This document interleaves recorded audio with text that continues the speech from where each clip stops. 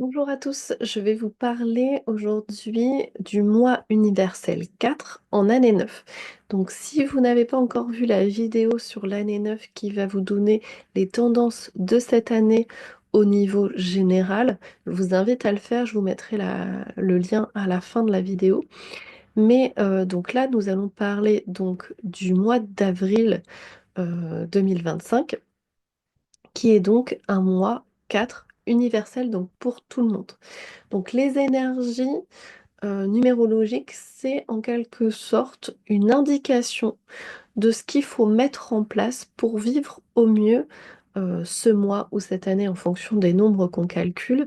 Et c'est vraiment une tendance à suivre. Et évidemment, ensuite, on va aller affiner avec son mois personnel, donc en fonction de notre année à nous. Mais là, dans un aspect général, donc c'est ce qu'il faut mettre en place en priorité ou comment il faut voir les choses dans ce mois pour le vivre au mieux.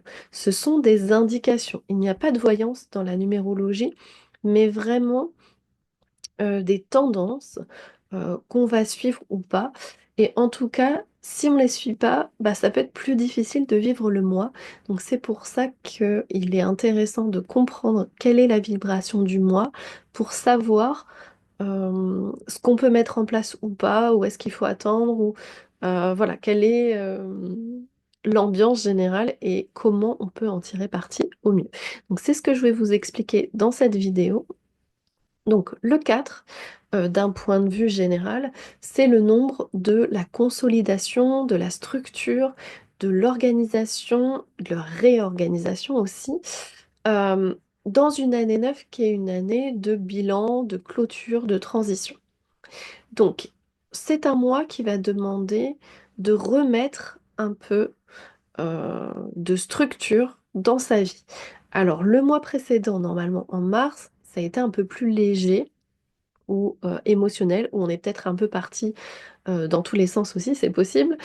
Donc, on va dire que c'était plus un mois de l'enfance. Et là, en fait, on redevient un peu plus sérieux. Et en tout cas, c'est l'énergie de ce mois qui veut ça. Donc, c'est un mois idéal pour stabiliser des projets, quels qu'ils soient, réorganiser ses pensées, réorganiser son travail, sa vie de famille, etc. Restructurer un peu tout ça.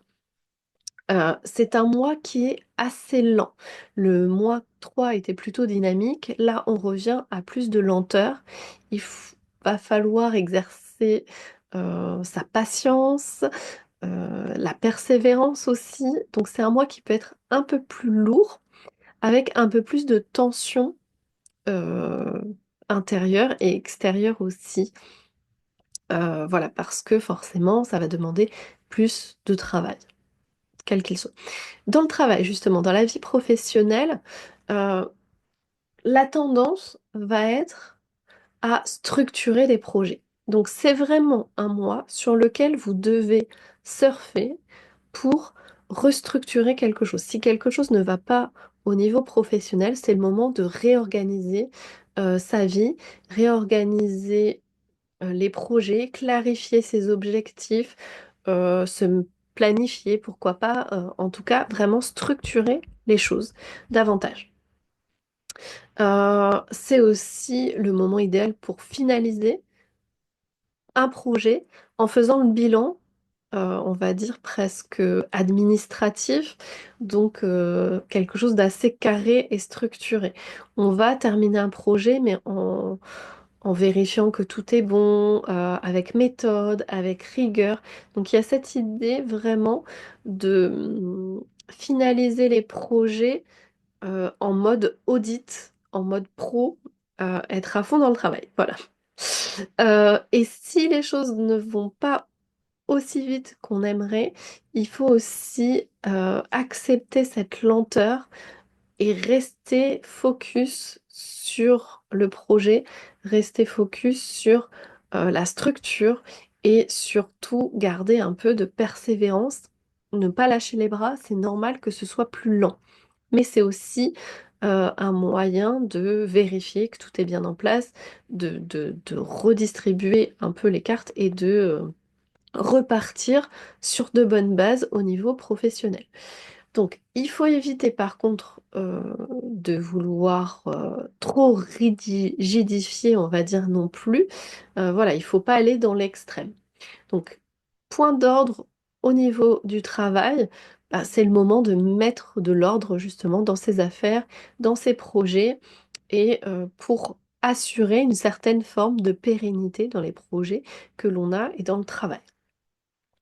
Au niveau sentimental, ben là encore, on va travailler sur la structure euh, relationnelle en fait. Et donc, on va essayer de voir les bases du couple. Qu'est-ce qui va pas? Et donc, contrairement au mois précédent, on a pu avoir des échanges de plaisir, de discussions un peu légères et joyeuses. Là, on va aller davantage dans des discussions de fond sur qu'est-ce qui va pas, puisque je vous rappelle qu'on est en année 9, donc où il faut mettre fin à certains schémas. Donc on va avoir des discussions plus sérieuses. Et si malheureusement la relation est, on va dire, difficile, fragile, etc., peut-être qu'on peut mettre quelque part un point de non-retour, c'est-à-dire, bah écoute, on part sur de bonnes bases ou alors on se quitte. Année 9, n'oubliez pas. Donc ça ne veut pas dire évidemment que tous les couples vont péricliter, hein, pas du tout. Mais c'est le moment de restructurer et de redistribuer les rôles à chacun dans le couple. Donc de faire en sorte que tout aille pour le mieux dans le couple. Et donc s'il y a des points de friction, il faut les mettre à plat, il faut réorganiser, restructurer. Voilà, ça va être des discussions sérieuses qu'il faut mettre en place dans ce mois 4.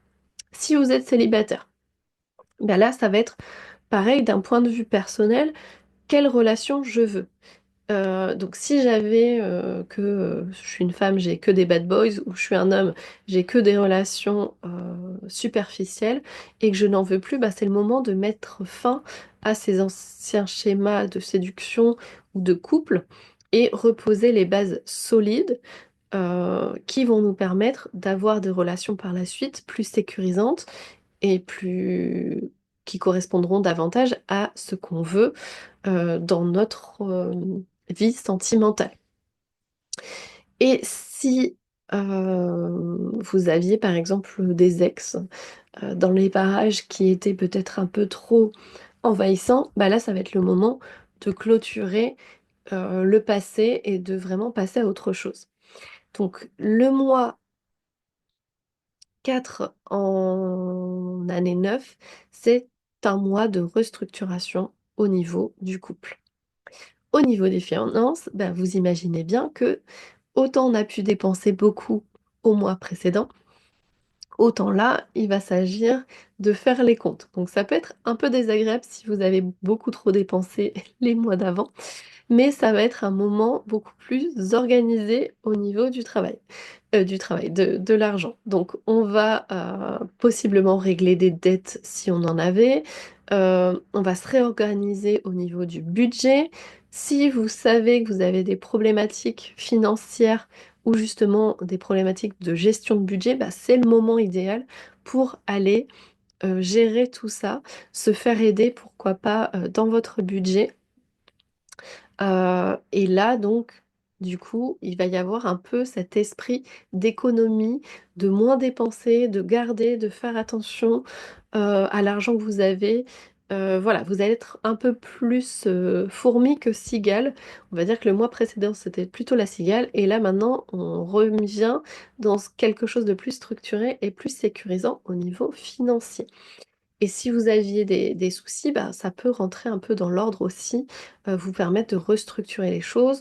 Ça peut être une obtention de crédit pour vous aider à mieux vivre au quotidien ou mettre en place des projets. Voilà tout ce qui peut se passer au niveau financier.